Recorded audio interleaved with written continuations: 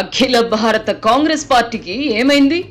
జన్యుపరమైన లోపాలేవో ఆ పార్టీని పట్టి పీడిస్తున్నాయి. స్వాతంత్ర్య సమపార్జనలో అగ్రభాగా నుండి స్వాతంత్ర్యం వచ్చిన తర్వాత సుదీర్ఘకాలం అధికారంలో కొనసాగిన ఆ పార్టీ నాయకత్వం ఇప్పుడు వెలవెలబోవడానికి కారణం ఏమిటి?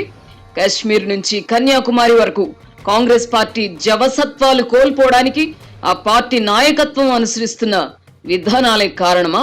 ఈ తరం ఆశిస్తున్నది ఏమిటో గుర్తించి అందుకు అనుగుణంగా పార్టీని తీర్చిదిద్దడంలో, విధానాల రూపకల్పనలో కాంగ్రెస్ నాయకత్వం విఫలమవుతోందా? ప్రపంచీకరణ వైపు ప్రజలు అర్రులు చాస్తున్న ఈ రోజుల్లో కమ్యూనిస్టుల భావజాలాన్ని అందిపుచ్చుకోవడమే ఆ పార్టీకి శాపంగా మారిందా? వరుస ఓటములతో పార్టీ భవిష్యత్ మసకబారిన సమయంలో పార్టీ శ్రేణులకు దిశానిర్దేశం చేయడానికై గుజరాత్ లో ఇటీవల నిర్వహించిన సదస్సులో కాంగ్రెస్ అగ్రనాయకుడు రాహుల్ గాంధీ చేసిన ప్రసంగం విన్నవారికి ఆ పార్టీకి భవిష్యత్ ఉంటుందన్న నమ్మకం కలగడం లేదు. 75 చేరువలో ఉన్న ప్రధానమంత్రి నరేంద్ర మోదీతో పోటీ పడడంలో 50 ఏళ్లు పైబడిన రాహుల్ గాంధీ ఎందుకు వెనకబడుతున్నారు అని ప్రశ్నించుకుంటే ప్రజలు ఏమి కోరుకుంటున్నారు, వారి ఆలోచనల్లో వచ్చిన మార్పు ఏమిటి అన్నది పసిగట్టకపోవడమే కారణంగా కనిపిస్తున్నది. దేశానికి స్వాతంత్ర్యం వచ్చిన కొత్తలో బలంగా ఉండిన కమ్యూనిస్టు పార్టీలు క్రమంగా బలహీన పడిపోవడానికి కారణం ఏమిటి? ప్రజల ఆలోచనల్లో వస్తున్న మార్పును గుర్తించడానికి నిరాకరిస్తూ తుప్పు పట్టిన భావజాలాన్ని కొనసాగించడం వల్లనే కమ్యూనిస్టు పార్టీలు దెబ్బతింటున్నాయన్న విషయం కమ్యూనిస్టులకు తప్ప అందరికీ అర్థమవుతోంది.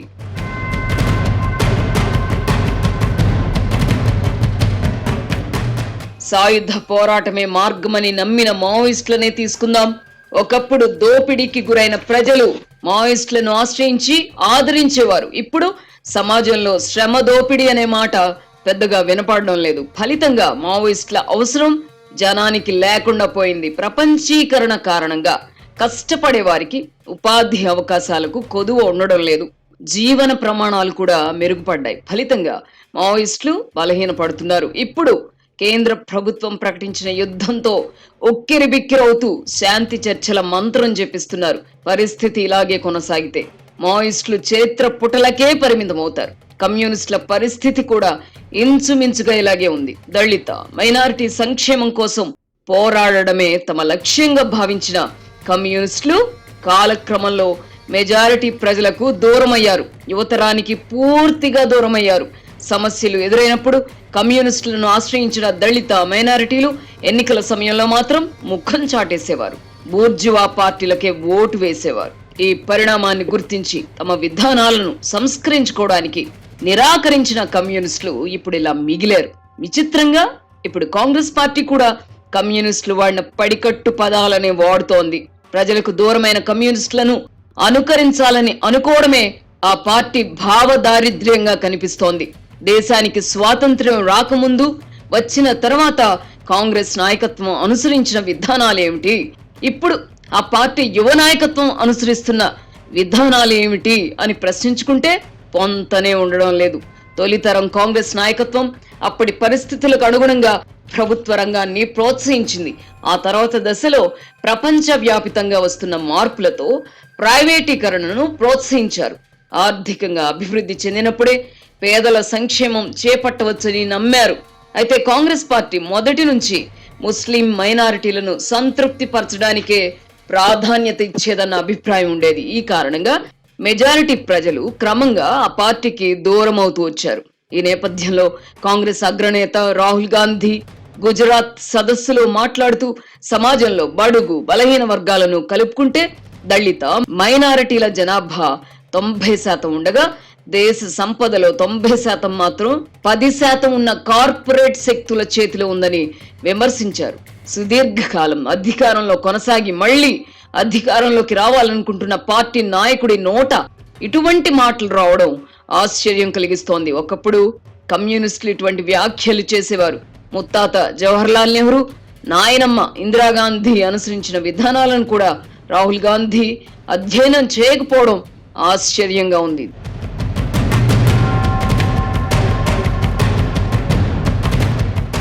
దళిత మైనారిటీలతో పాటు బడుగు బలహీన వర్గాల వారి అభ్యున్నతిని కాంక్షించని వారు ఉండరు. అలాగే ఆ వర్గాల వారు రాజకీయంగాను ఎదగాలని ఆ పార్టీ అయినా కోరుకుంటుంది. ప్రధానమంత్రి మోదీ స్వయంగా తాను బీసీని అని చెప్పుకోవడం దేనికి సంకేతం? కాంగ్రెస్ లో ఒకప్పుడు బ్రాహ్మణులు అధికంగా కనిపించేవారు. ఉత్తరాది రాష్ట్రాలలో బ్రాహ్మణ నాయకత్వమే ఉండేది. కాలక్రమంలో బ్రాహ్మణులు కనుమరుగై ఇతర అగ్రవర్ణాల వారు నాయకత్వం వహించే స్థితికి ఎదిగారు. ఇప్పుడు క్రమంగా బడుగు బలహీన వర్గాల వారు నాయకత్వ స్థానాలను అందుకున్నారు. ఇదొక సహజ ప్రక్రియ. బ్రాహ్మణ ఆధిపత్యం పోవడానికి ఎవ్వరూ కారణం కాదు. అలాగే బడుగు బలహీన వర్గాల వారు నాయకత్వ స్థానాల్లోకి రావడానికి కూడా ప్రత్యేకంగా ఎవరు కారణం కాదు. సమాజంలో చోటు చేసుకుంటున్న మార్పులే ఇందుకు కారణం. గ్రామాలలో భూమి ఎవరి ఆధీనంలో ఉంటే వారికే రాజకీయ అధికారం లభించడం సహజమని అంటారు. ఒకప్పుడు భూమి బ్రాహ్మణుల వద్ద ఉండేది. వారు పట్టణాలకు వలస వెళ్ళిన తర్వాత ఇతర అగ్రవర్ణాల చేతుల్లోకి భూమి వెళ్ళింది. దీంతో రాజ్యాధికారం వారికి దక్కింది. ఇప్పుడు క్రమంగా భూమి బలహీన వర్గాలు దళితుల చేతుల్లోకి వెళుతోంది. ఈ క్రమంలో అతి త్వరలోనే రాజ్యాధికారం బలహీన వర్గాలు దళితులకు అందబోతోందని అనుకోవాలి. ఈ పరిణామం పరిపక్వం చెందకముందే సామాజిక న్యాయం పేరిట కొన్ని పార్టీలు రాజకీయ విన్యాసాలు చేసి విఫలమయ్యారు. తెలుగు రాష్ట్రాల్లో ఇది చూసాం. సామాజిక న్యాయం పేరిట బీసీలకు దళితులకు ఎన్నికల్లో టికెట్లు ఇచ్చినంత మాత్రాన విజయం భరించదు. 2014 ఎన్నికల్లో తెలంగాణలో తన అదృష్టాన్ని పరీక్షించుకోవాలనుకున్న తెలుగుదేశం పార్టీ బీసీ నినాదాన్ని అందిపుచ్చుకుంది. బీసీ సంఘాల నాయకుడు ఆర్ కృష్ణయ్యను ముఖ్యమంత్రి అభ్యర్థిగా ప్రకటించింది. అయినా అగ్రవర్ణానికి చెందిన కేసీఆరే అధికారంలోకి వచ్చారు. ఏడాదిన్నర క్రితం జరిగిన ఎన్నికల్లో కూడా ముఖ్యమంత్రి పదవి కోసం కేసీఆర్ రేవంత్ రెడ్డి మధ్యనే పోటీ జరిగింది.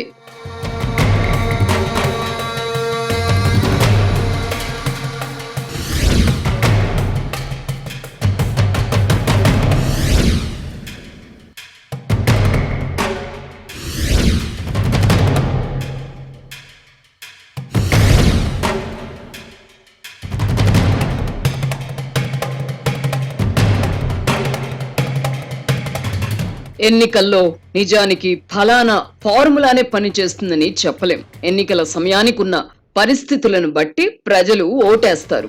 ఉత్తరాదిలో ఉన్నంతగా దక్షిణాదిలో కులాల ప్రాబల్యం అంతగా కనిపించదు. సామాజిక న్యాయంతో పాటు పేదలు పెత్తందారుల మధ్య యుద్ధం అని ప్రకటించిన జగన్మోహన్ రెడ్డి ఆంధ్రప్రదేశ్ లో ఘోరంగా ఓడిపోయారు కదా. ఉత్తరప్రదేశ్ వంటి రాష్ట్రాలలో ఒకప్పుడు బ్రాహ్మణుల ఆధిపత్యం ఉన్నప్పుడు వారు కాంగ్రెస్ పార్టీకి అండగా ఉండేవారు. కాలక్రమంలో ఆ వర్గం వారు భారతీయ జనతా పార్టీ వైపు జరిగారు. సామాజిక రాజకీయ ఆర్థిక పరిస్థితులను పోకడలను ఆకలింపు చేసుకుని అందుకు అనుగుణంగా పార్టీకి దిశానిర్దేశం చేయవలసిన రాహుల్ గాంధీ ఇప్పుడు తిరోగమనంలో పయనిస్తున్నారు. మరోవైపు ప్రధాని నరేంద్ర మోదీ ప్రజల మనోభావాలకు అనుగుణంగా వ్యూహ రచన చేస్తూ భారతీయ జనతా పార్టీని విజయ పథంలో నిలబెడుతున్నారు. 75 వయసులో కూడా ప్రధాని మోదీ యువతను ఆకర్షించడానికి కారణం ఏమిటి? 50 ఏళ్ల వయసున్న తాను యువతను ఎందుకు ఆకర్షించలేకపోతున్నాను అని రాహుల్ గాంధీ ఆత్మ పరిశీలన చేసుకోవాలి కదా. ఇప్పటి పరిస్థితుల్లో ఒక సమర్థుడికి ఒక మంచివాడికి మధ్య పోటీ పెడితే ప్రజలు సమర్థుడినే ఆదరిస్తారు. రాహుల్ గాంధీని ప్రజలు మంచివాడుగానే గుర్తిస్తున్నారు గాని సమర్థుడిగా అంగీకరించడం లేదు. ఈ ఇరువురిలో ప్రధాని మోదీనే సమర్థుడిగా ప్రజలు గుర్తించి ఆదరిస్తున్నారు. ఈ నేపథ్యంలో భారతీయ జనతా పార్టీ మెజారిటీ ప్రజలకు చేరువవుతుండగా కాంగ్రెస్ పార్టీ దూరం అవుతోంది. ఈ వాస్తవాన్ని గుర్తించకుండా యువతరం మనోభావాలతో పొంతన లేకుండా రాహుల్ గాంధీ ఆలోచనలు ఉండడం కాంగ్రెస్ పార్టీకి శాపంగా పరిణమిస్తోంది.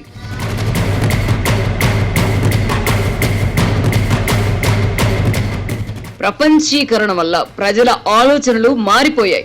ప్రపంచ మానవాళి మెరుగైన జీవితాలను కోరుకుంటోంది. కార్పొరేట్ శక్తులకు ఈ పరిణామం సహజంగానే ఉపకరిస్తోంది. వ్యవసాయాన్ని నమ్ముకున్న వారు కూడా తమ పిల్లలు వ్యవసాయం చేయాలని కోరుకోవడం లేదు. చిన్నదో పెద్దదో పట్టణాలు నగరాల్లో ఉద్యోగాలు చేయాలని కోరుకుంటున్నారు. గ్రామాల్లో నివసించడానికి కూడా ఇష్టపడడం లేదు. ఈ క్రమంలో కార్పొరేట్ రంగానికి వ్యతిరేకంగా రాహుల్ గాంధీ మాట్లాడడం వల్ల ప్రయోజనం ఏమిటో తెలియదు. బడుగు బలహీన వర్గాల వారికి సంక్షేమ ఫలాలు అందించాలన్న ఆర్థిక అభివృద్ధి సాధించాలి కదా. దేశంలో కార్పొరేట్ రంగం అభివృద్ధి చెంది పన్నుల రూపంలో ప్రభుత్వాలకు ఆదాయం సమకూరినప్పుడే సంక్షేమ పథకాలను అమలు చేయగలం అన్న ప్రాథమిక సూత్రాన్ని రాహుల్ గాంధీ విస్మరిస్తే ఎలా? దేశంలో కమ్యూనిస్టు పార్టీల పరిస్థితి కళ్ళెదుటే కనిపిస్తున్నప్పటికీ ఆయన అవే విధానాలను అందిపుచ్చుకోవడం వల్ల కాంగ్రెస్ పార్టీ పుంజుకోదు. ప్రధాని మోదీ అనుసరిస్తున్న విధానాలేమిటి, ఎన్నికల్లో ఆయన విజయాలు అందుకోవడానికి కారణం ఏమిటి అని అధ్యయనం చేయకుండా కాలం చెల్లిన పాత చింతకాయ పచ్చడి వంటి నినాదాలను అందిపుచ్చుకోవడం అవివేకం అవుతుంది.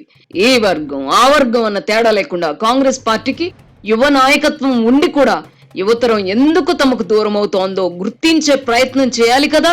గుజరాత్ ప్లీనరీలో ఈ దిశగా చర్చలు జరపకుండా ప్రధాని మోదీని తిట్టిపోయడం వల్ల ప్రయోజనం ఏమిటి?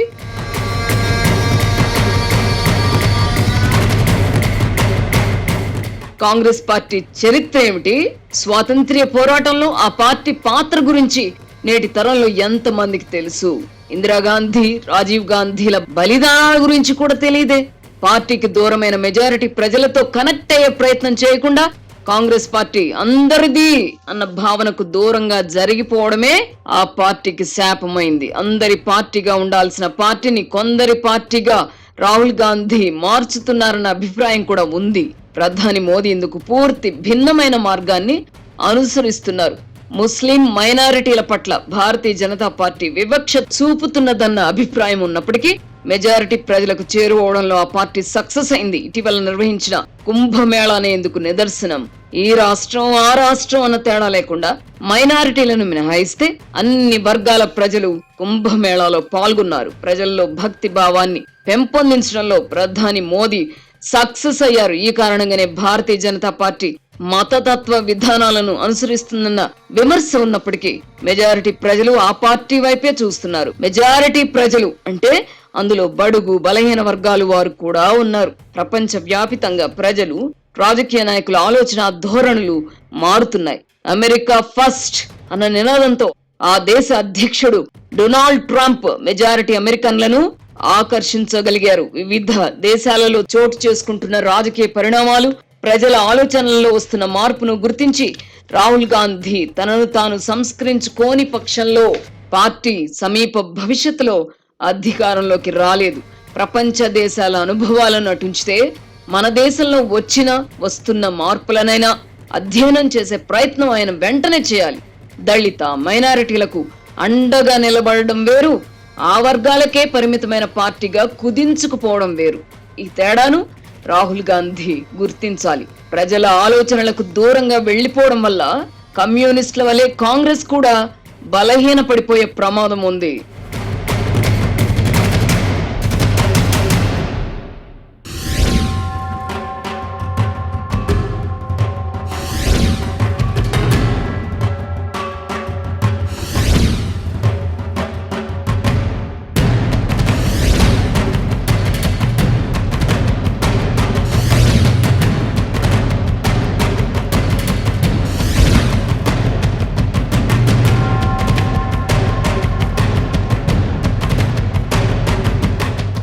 ఆంధ్రప్రదేశ్ లో జగన్ అండ్ కో, తెలంగాణలో కేసీఆర్ అండ్ కో తమ పాత కుయుక్తులతో అటు కూటమి ప్రభుత్వాన్ని ఇటు కాంగ్రెస్ ప్రభుత్వాన్ని ఇరుకున పెట్టే ప్రయత్నం చేస్తున్నారు. తెలంగాణలో కేసీఆర్ అండ్ కో మళ్ళీ తెలంగాణ సెంటిమెంట్ రగిలించే ప్రయత్నం చేస్తున్నారు. ఇందుకోసం ఆంధ్రప్రదేశ్ ముఖ్యమంత్రి చంద్రబాబును వాడుకునే ప్రయత్నం చేస్తున్నారు. ముఖ్యమంత్రి రేవంత్ రెడ్డికి ఏపీ సీఎం చంద్రబాబుకు మధ్య ఉన్న అనుబంధాన్ని, తెలంగాణ సెంటిమెంట్ ను రగిలించడానికై వాడుకోవాలని చూస్తున్నారు.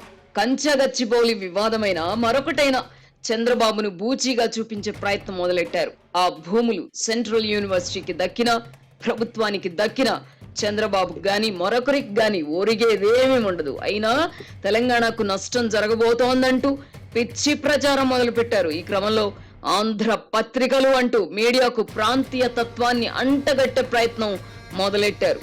తెలంగాణ ఉద్యమానికి ఊపిరులూదిన మీడియానే అప్పుడు ఉంది, ఇప్పుడు ఉంది. ఇంతకాలంగా తెలంగాణ సెంటిమెంట్ ద్వారా ఆర్థికంగా, రాజకీయంగా లాభపడిన కేసీఆర్ కుటుంబం ఇప్పుడు మళ్ళీ అదే పాత అస్త్రాన్ని బయటకు తీస్తోంది. అధికారంలో ఉన్నప్పుడు తమ దురహంకార పోకడలను తెలంగాణ సమాజం తిరస్కరించి ఇంట్లో కూర్చోబెట్టిన వాస్తవాన్ని గుర్తించకుండా మళ్ళీ సెంటిమెంట్ పై ఆధారపడాలనుకోవడం ఆశ్చర్యంగా ఉంది. భారత రాష్ట్ర సమితి అధినేత కేసీఆర్, ఆయన కుమారుడు కేటీఆర్ ఈ మధ్య కాలంలో సోషల్ మీడియాపై ఎక్కువగా ఆధారపడుతున్నారు. ప్రతిరోజు 3-4 గంటల పాటు సోషల్ మీడియాలో వచ్చే పోస్టులు, వ్యాఖ్యలను చూస్తున్నారు. యూట్యూబ్ లో మనం ఎటువంటి వీడియోలు చూస్తే అటువంటివే మనకు ఎక్కువగా కనిపిస్తాయి. ఈ వాస్తవాన్ని గుర్తించకుండా తమకు అనుకూలంగా ఉండే పోస్టులను చూసుకుంటూ వారు మురిసిపోతున్నారు. సోషల్ మీడియాలో ప్రచారం పొందినంత మాత్రాన ఒరిగేదేమీ ఉండదు అనడానికి ఎన్నో ఉదాహరణలున్నాయి. హైదరాబాద్ లో చిన్న హోటల్ నడుపుకున్న కుమారి ఆంటీకి సోషల్ మీడియాలో విశేష ప్రచారం లభించింది. తర్వాత ఆమె పరిస్థితి ఏమిటి? ఈ కోవలోనే బర్రెలక్క, రాకేష్ మాస్టర్, జ్యోతిష్యుడు వేణుస్వామి, పూసలమ్మే మోనాలిసా, అలేఖ్యా పచ్చళ్ళమ్మే వాళ్లకు ఇలా చెప్పుకుంటూ పోతే ఎంతో మందికి సోషల్ మీడియాలో విశేష ప్రచారం కల్పించారు. ఇప్పుడు వారి అడ్రస్ వెతుక్కోవాల్సిన పరిస్థితి. సోషల్ మీడియాతో అట్లుంటది అని కేసీఆర్, కేటీఆర్ తెలుసుకుంటే వారికే మంచిది. రాష్ట్రం విడిపోయి 10 ఏళ్లు దాటింది. ఇప్పుడు మళ్ళీ తెలంగాణ సెంటిమెంట్ ను రాజేయాలని అనుకోవడం కూడా విఫలయత్నమే అవుతుంది. తనను నెత్తిన పెట్టుకున్న తెలంగాణ సమాజమే గత ఎన్నికల్లో తనను కిందకు విసిరేయడానికి కారణం ఏమిటో గుర్తించి దిద్దుబాటు చర్యలు తీసుకోకుండా సెంటిమెంట్ ను తిరిగి రగిలించాలనుకుంటే అది వారిష్టం. కేసీఆర్ కుటుంబంపై తెలంగాణ ప్రజలు ఇంకా ఆగ్రహంగానే ఉన్నారన్నది వాస్తవం. ఈ వాస్తవాన్ని గుర్తించకుండా నేల విడచి సాము చేస్తే ఆయాసమే మిగులుతుంది. ఇక ఆంధ్రప్రదేశ్ విషయానికి వస్తే మాజీ ముఖ్యమంత్రి జగన్మోహన్ రెడ్డి గతంలో తాను ప్రతిపక్షంలో ఉన్నప్పుడు అమలు చేసిన కపట నాటకాలకు, కుట్ర సిద్ధాంతాలకు మళ్లీ తెరతీశారు. తన స్వభావానికి ఏమాత్రం సరిపడవని తెలిసి కూడా ఆయన నోటి వెంట ఇటీవలి కాలంలో విలువలు, విశ్వసనీయత, పత్రికా స్వాతంత్ర్యం, ప్రాథమిక హక్కులు వంటి పదాలు వినిపిస్తున్నాయి. బాబాయ్ హత్య నుంచి కోడి కత్తి, గులకరాయి వంటి కుట్ర సిద్ధాంతాలను తెర మీదకు తెచ్చి గతంలో లాభపడినట్టుగానే ఇప్పుడు మళ్ళీ కుట్ర సిద్ధాంతాలను తెర మీదకు తెస్తున్నారు. అనంతపురం జిల్లా పర్యటన సందర్భంగా పార్టీ కార్యకర్తలను తాను ప్రయాణించిన హెలికాప్టర్ పైకి ఉద్దేశపూర్వకంగా ఉసిగొల్పి విండ్ షీల్డ్ కు నష్టం చేయించారు. కూటమి ప్రభుత్వం జగన్ కు హాని తలపెట్టిందని ఆ వెంటనే ప్రచారం మొదలెట్టారు. అధికారంలోకి రాకముందు, వచ్చిన తర్వాత జరిగిన పరిణామాలను, కుట్ర సిద్ధాంతాలను పరిశీలిస్తే జగన్మోహన్ రెడ్డి వల్ల ఎవరికైనా హాని ఉంటుందేమో గాని ఇతరుల వల్ల ఆయనకి ఎటువంటి హాని ఉండదని చెప్పవచ్చు. గొడ్డలి వేటు వల్ల ఒళ్లంతా గాయాలై రక్తం మడుగులో వివేకానంద రెడ్డి శవంగా పడి ఉన్నప్పటికీ గుండెపోటు అని నమ్మించే ప్రయత్నం చేసిన వారు మునుముందు ఇంకెన్ని నాటకాలకు తెరలేపుతారో వేచి చూడాలి. అనంతపురం జిల్లా పర్యటన సందర్భంగా పోలీసులను బట్టలోడదీసి నిలబెట్టి ఉద్యోగాలు లేకుండా చేస్తానని జగన్మోహన్ రెడ్డి బెదిరించడం కూడా వివాదాస్పదమైంది. రాజకీయ నాయకులు అధికారంలో లేనప్పుడు ఆయా అధికారులను, పోలీసులను మేం అధికారంలోకి వస్తే అని బెదిరించడం పరిపాటే. ఎన్నికలకు ముందు చంద్రబాబు ఇలా బెదిరించినప్పుడు ఎవరు సీరియస్ గా తీసుకోలేదు. అందుకు ఆయన ట్రాక్ రికార్డ్ కారణం. అదే జగన్మోహన్ రెడ్డి విషయంలో తేలికగా తీసుకోలేని పరిస్థితి.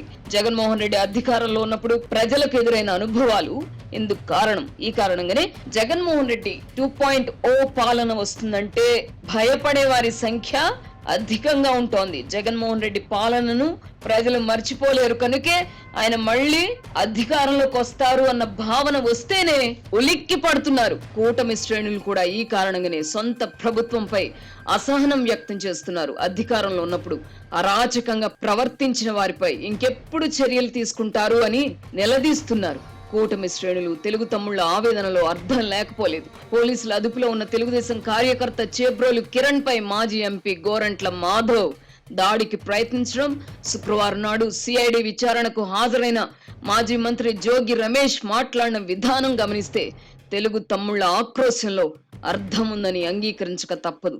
నాడు చంద్రబాబు కుటుంబాన్ని, పవన్ కళ్యాణ్ కుటుంబాన్ని, మరెందరో మహిళలను అవమానించిన వారిని ముఖ్యమంత్రిగా జగన్మోహన్ రెడ్డి సత్కరించగా ఇప్పుడు జగన్ భార్య భారతి పట్ల అనుచిత వ్యాఖ్యలు చేసిన చేబ్రోలు కిరణ్ అనే సొంత పార్టీ కార్యకర్తను ప్రస్తుత ముఖ్యమంత్రి చంద్రబాబు అరెస్ట్ చేయించారు. ఇద్దరి మధ్య ఉన్న ఈ తేడాను ప్రజలు అర్థం చేసుకోలేరా?